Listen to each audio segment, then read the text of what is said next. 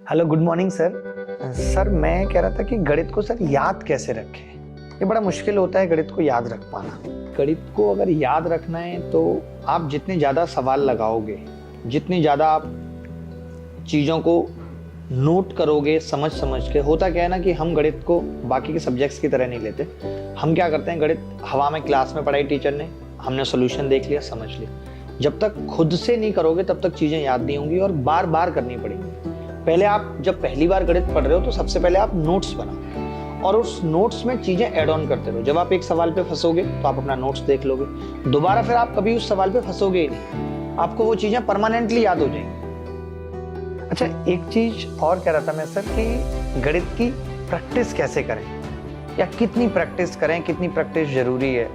जो आपका पहले सवाल का उत्तर था वही दूसरे सवाल का उत्तर है कि प्रैक्टिस कैसे करें। देखिए, प्रैक्टिस ही एक ऐसा गेम है जो आपको आपकी राहों को आसान बनाएगा। जैसे आप ऐसे समझो कि आप दिल्ली में नए नए ड्राइवर बने हो, आपको हर मोड़ पे रुक रुक के लोगों से पूछना पड़ेगा कि यार किधर मुड़ना है किधर नहीं मुड़ना। लेकिन जब आप 100 बार 150 बार अगर उन्हीं रोड्स पे कार चला लेते हो तो आपको एक एक रोड रट जाएगा, आपको पता लग जाएगा कहाँ पे जाम होता है, कहाँ पे पुल टूटा हुआ है। सेम गणित का भी फंडा वही है कि आप अगर सिर्फ थॉरम्स याद कर लेते हो और उन पे सवाल नहीं करते हो तो वो थॉरम आपको लंबे समय तक याद भी नहीं रहेंगी। दोनों क्वेश्चंस का यही इंटरकनेक्शन है कि प्रैक्टिस जितनी ज्यादा करोगे, जितनी मैक्सिमम अपने लेवल की प्रैक्टिस करोगे, एक टाइम फिक्स कर लोगे कि भाई मेरे को 8 घंटे अलजेब्रा के 600 सवाल की प्रैक्टिस करनी है किसी दिन टाइम लगा के, तो आपकी गणित अपने आप स्ट्रांग होती चली जाएगी। और प्रैक्टिस करने के लिए जहां से भी सवाल मिले सबसे पहले कोशिश करो कि पिछले 4 साल के सवाल सॉल्व करो।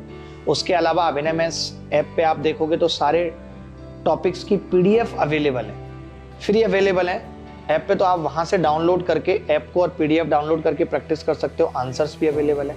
आपको एडवांस मैथ्स में दिक्कत है तो आप एडवांस मैथ्स की कंप्लीट बुक वहां से डाउनलोड कर सकते हो। आपने देखा भी होगा कितने सारे टॉपर्स उस बुक को रिकमेंड करते हैं, ये छोटी बात नहीं है। आप देख सकते हो टॉपर्स के इंटरव्यू की प्ले विद एडवांस मैथ्स से उन्होंने पढ़ा, तो वो पूरी की पूरी बुक फ्री अवेलेबल है, हिंदी इंग्लिश दोनों। Okay, thank you sir. Sir मैं एक चीज और जानना चाहता हूँ कि टाइम मैनेज करना, अभी मैं मॉक टेस्ट के अंदर टाइम मैनेज नहीं कर पा रहा तो एग्जाम में कैसे कर पाऊंगा। इसके लिए मेरे को थोड़ा गाइड करते, आप बताते कि मैं टाइम कैसे मैनेज करूं। देखो, टाइम मैनेज ना, एक तो घर पे स्टडी में टाइम मैनेज करना, दूसरा फिर मॉक टेस्ट के अंदर टाइम मैनेज करना, और फाइनली एग्जाम में टाइम मैनेज करना, और एग्जाम क्रैक होने के बाद जिंदगी में भी टाइम मैनेज करना।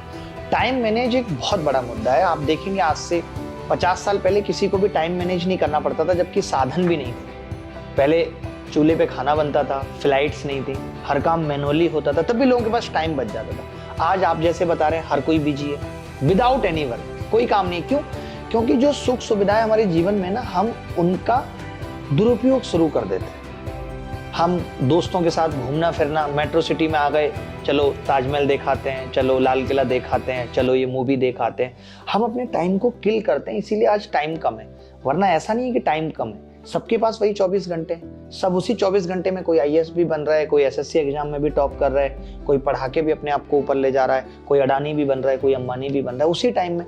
बात है टाइम को यूटिलाइज करने की, और वो तभी होगा जब आप टाइम की एक खाता बुक रखेंगे। जैसे आपके घर से 6000 रुपये आता है, आप उसका हिसाब रखते हैं, लेकिन आपको टाइम जो 24 घंटे भगवान ने दिया है, जो कि फिक्स है, सबको बराबर मिला है, उसका हम हिसाब नहीं रखते कि आज जब रात को 10 बजे सोएं तो ये सोचें कि मैंने पूरे दिन में अपने समय का कितना सही इस्तेमाल किया।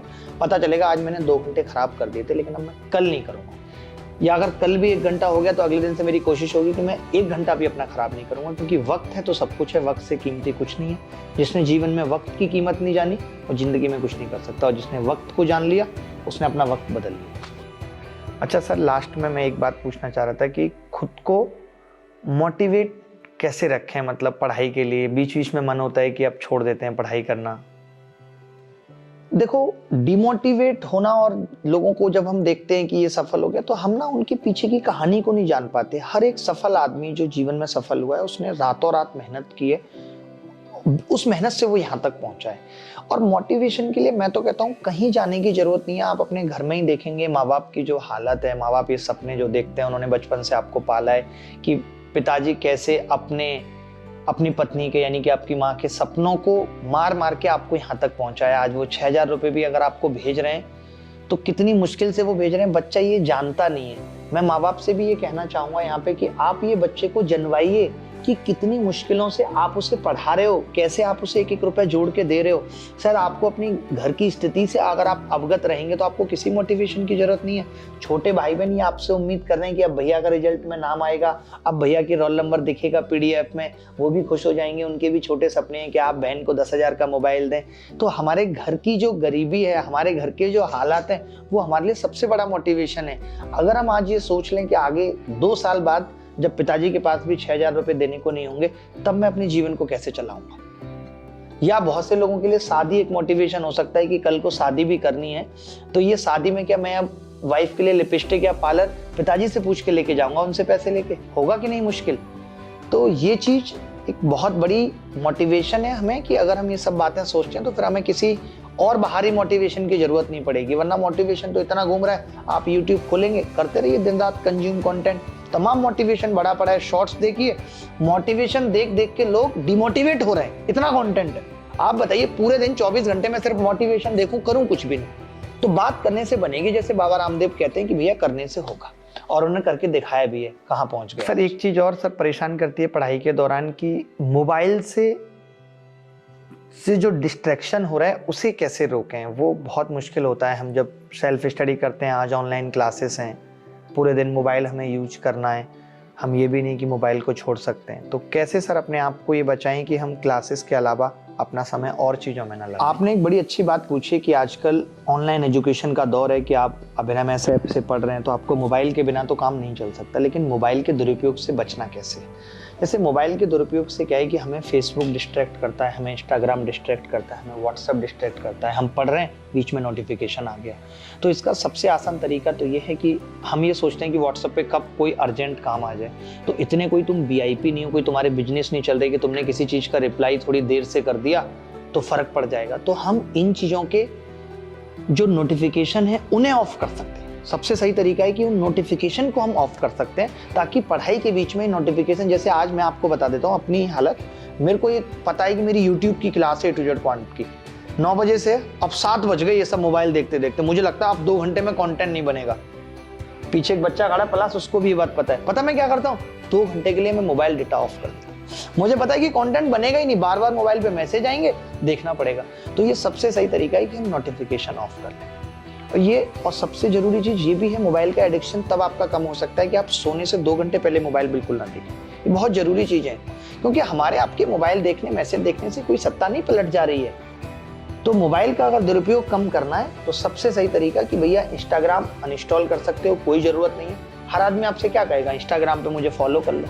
आप कब तक दूसरों का कंधा बनते रहोगे, कभी अपने लिए भी कंधा क्रिएट करो, नहीं तो आपको कंधा देने वाला कोई नहीं होगा अगर जीवन में कुछ नहीं करा तो यही सब बात है, मिलते रहेंगे, बाकी आपसे बात होती रहेगी। बहुत अच्छा लगा आपसे बात करके और बहुत ही मजा आया। और ऐसे ही आपकी तरह बहुत सारे हजारों लाखों बच्चे जो मोबाइल पे देख रहे होंगे, उनके भी यही सब डाउट्स हैं, तो ये सब भी क्लियर होते रहेंगे। तो मिलते हैं, धन्यवाद, थैंक यू वेरी मच। बहुत अच्छा लगा सर आपने बताया।